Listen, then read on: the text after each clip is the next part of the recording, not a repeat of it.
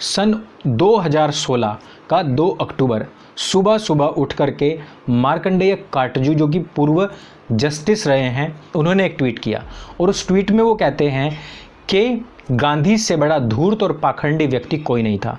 दोस्तों, इस पूरे ट्वीट के ऊपर पूरा दिन खलबली मची रही कि इतना पढ़ा लिखा आदमी, ऐसा व्यक्ति जो कि जस्टिस रह चुका है, वो इस तरीके की बात कैसे कर सकता है।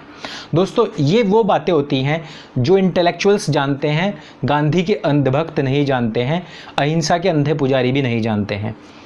वो सच्चाई जो गांधी की सबके सामने आनी चाहिए थी, लेकिन मुझे लगता है संविधान की कोई धारा है जो हमको इस सच्चाई को सामने के लाने से रोकती है। उनके जीवन का पहला किस्सा उनकी शादी के साथ ही शुरू हो जाता है। दोस्तों, ऐसा कहा जाता है और पुस्तकों से ऐसा आलेख मिलता है कि वो अपनी पत्नी कस्तूरबा को बहुत पीटते थे। अपनी पत्नी के प्रति उनका व्यवहार काफ़ी हिंसक रहा था, बहुत मारपीट करते थे। उन्होंने अपने बड़े बेटे हरिलाल को एक पत्र लिखा था। पत्र इतने महंगे क्यों बिके, पत्र पढ़कर आप लोग खुद भी जान जाएंगे और जानने के साथ ही साथ आप शर्मसार भी हो जाएंगे।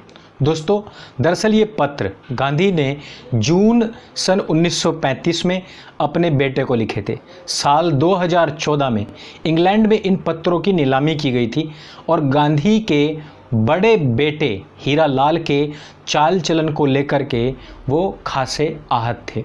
उन्होंने हरिलाल के अनुचित व्यवहार को देखते हुए इन पत्र का व्यवहार हरिलाल के साथ में किया था। उन्होंने लिखा, हरिलाल, तुम्हें यह जानना चाहिए कि मेरे लिए तुम्हारी समस्या आज़ादी की लड़ाई से भी ज़्यादा कठिन हो गई है। पत्र में उन्होंने कहा कि तुम्हारी बेटी मनु ने मुझे तुम्हारे बारे में बहुत सारी खतरनाक बातें बताई हैं। उसका कहना है कि तुमने 8 साल पहले ही उसके साथ में शारीरिक संबंध बनाए, उसके साथ में दुष्कर्म किया, उसका रेप किया, उसका बलात्कार किया। जख्म इतना ज़्यादा था कि उसे इलाज कराना पड़ा। दोस्तों, ये बात एक दादा अपनी पोती मनु, जो कि हरिलाल की सगी बेटी थी, उसके लिए लिखा था। यह है मोहनदास करमचंद गांधी के निजी जीवन का एक दुखद पहलू है। बड़े बेटे हीरालाल के इस्लाम कबूल करने से न केवल गांधी बल्कि उनकी पत्नी कस्तूरबा गांधी भी बेहद आहत थी। उन्होंने इस संबंध में अपने इस पुत्र के साथ ही उसके मुसलमान दोस्तों को भी पत्र लिखा था। इस पत्र में न केवल एक माँ की ममता की बेबसी झलकती है, बल्कि यह भी पता चलता है कि वो धार्मिक रूप से किस कदर सहिष्णु थी। बा ने 27 सितंबर 1936 को अपने बेटे को लिखे एक पत्र में इस बात पर हैरानी जताई थी कि उसने अपना प्राचीन धर्म क्यों बदल लिया।